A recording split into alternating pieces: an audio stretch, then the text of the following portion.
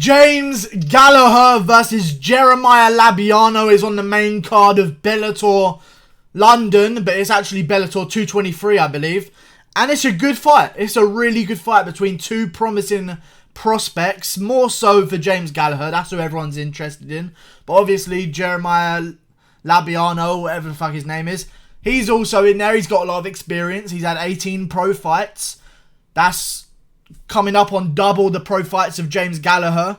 So he's got the experience factor here. He's also 32 years old. He has 10 years more experience than James Gallagher. Okay? I do feel like James Gallagher's going to get the win. I think he gets an extremely unnecessary amount of hate that I have no idea why he gets that much hate. I think he came into the Ricky Bandejas fight with a lot of air of invincibility. And he was coming up against a guy in Ricky Bandejas who at the time was 11-1.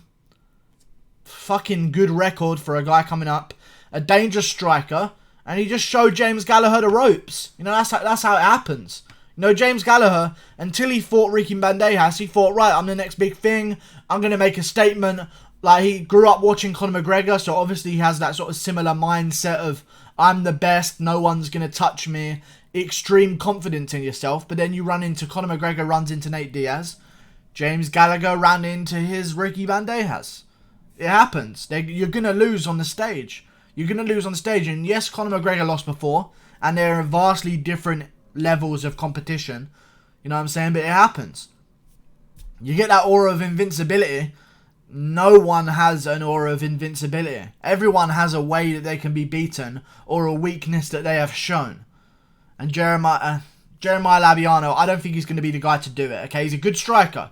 He's a solid striker, okay? But his record, 12-6, I've looked into his record.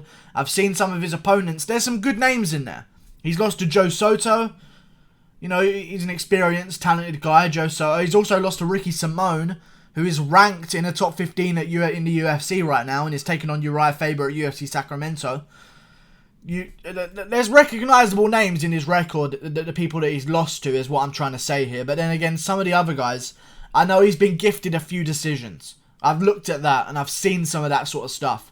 He has been gifted a few decisions and he does act the part and look the part. So if you're a smaller promotion that doesn't have a lot of eyes on you, you know, maybe the swaying of the judges is okay now and again, you know? Jeremiah Labiano has been gifted a few decisions. And I will say this. A lot of people say he's hard to finish. He's been finished twice by strikes. Which is both earlier on in the fight. He got knocked out in the first round by a guy viciously bad. But then when I see losses on a guy's record, I kind of don't like seeing them be decisions. Okay? I'd rather see a guy get submitted or a guy get TKO'd. Honestly. I don't like seeing losses and seeing decisions because that's like, if it's a dominant win for the other guy, it's like you knew full well that he was winning.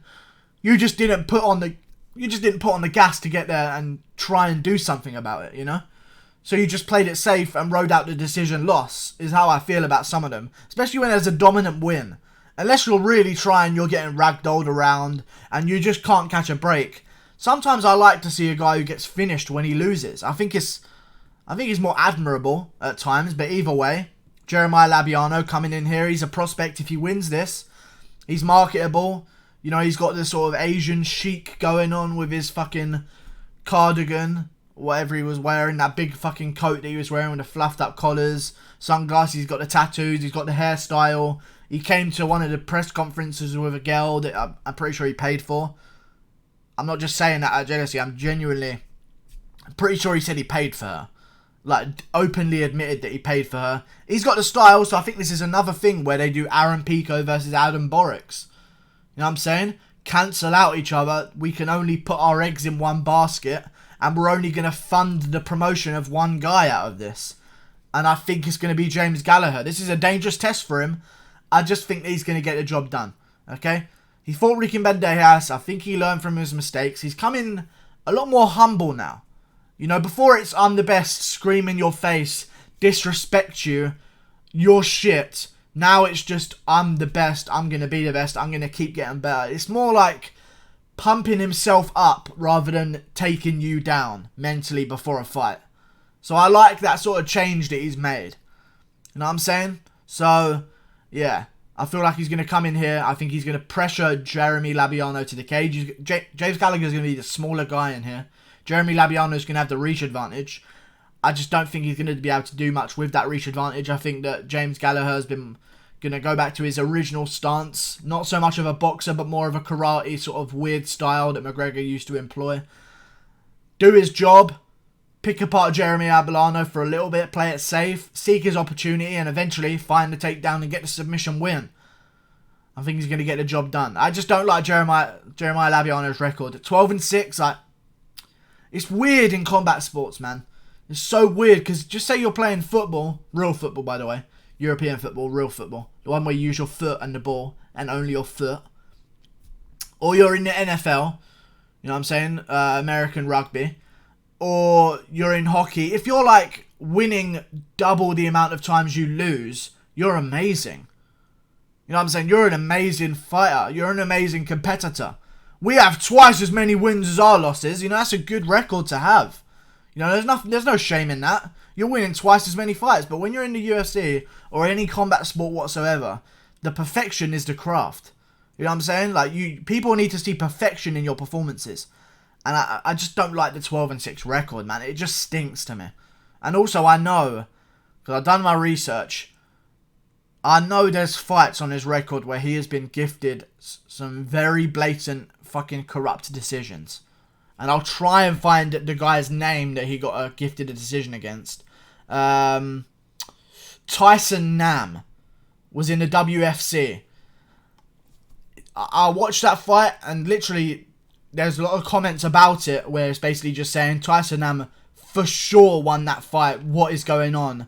And then there's another comment that says, don't leave it in the hands of the judges, which I fucking hate that comment. That's why you don't leave it in the hands of the judges. How about you fix your fucking judges? What are you talking about? Oh, don't leave it in the hands of the judges. You know what I'm saying? It just doesn't make any sense. I've never understood that. I've never understood why that phrase comes up in conversation at all. Don't leave it in the hands of the judges. Like they're choosing to. They're trying to finish, guys. Every time they throw a punch, it's with the intention of hurting someone. I've never... fix your fucking judges. But either way, I'm pretty sure they gifted him that decision for a reason. I'm just going to go James Gallagher. I think he's going to get a submission in round 1 by rear naked choke standing. I really do. I think he's going to go in there. It's going to be a bit of a dust-up. James Gallagher's going to get him, take him down, and in the scramble where Jeremiah Labiano tries to get back up, he's going to turn his back. James Gallagher's going to do what he does, sink the hooks in, get the fucking arms around the neck, and that's it. Rear naked choke standing, take him to the ground, and it'll be a rear naked choke finish at the end of the first round. Like and subscribe. Stop hating on James Gallagher. He's a talent, and he's a big name. As much as you don't like him. He's an interesting name and everyone talks about him. So, you know, what the fuck are you doing with your life? Stop hating on him. He's doing good. Good job, James Gallagher. Win the fight.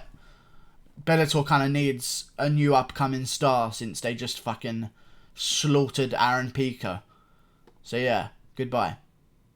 Like and subscribe.